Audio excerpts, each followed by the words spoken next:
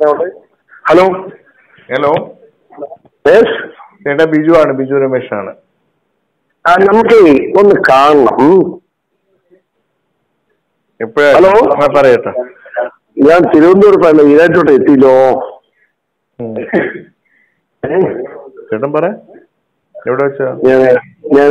ഞാനൊരു 4-ാം തീയതി 5-ാം തീയതി വന്നാൽ മതിയോ? 5-ാം തീയതി ഉണ്ടാലോ? 5-ാം തീയതി ഞാൻ എറണാകുളത്തായിരിക്കും ചേട്ടാ. എന്റെ ഫാദറിലൂടെ ആണ്ടാണ്.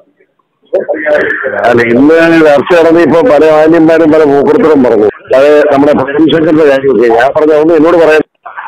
പ്രേംശങ്കർ ആ പൂക്കൃത്തരം കളിച്ച് എനിക്കറിയാതെ ഞാൻ പച്ചയ്ക്ക് അടിച്ചിട്ടുണ്ട്. അതോടെ തീർന്നത്.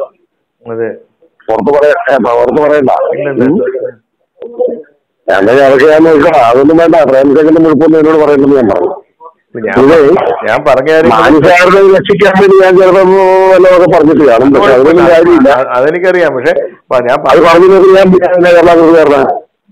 ഞാൻ പറഞ്ഞത് സത്യമല്ലെന്ന് ചേട്ടന് ബോധ്യമില്ലല്ലോ. സത്യമാണ് പറഞ്ഞത് ചേട്ടൻ അറിയാമെന്നും എനിക്കറിയാം.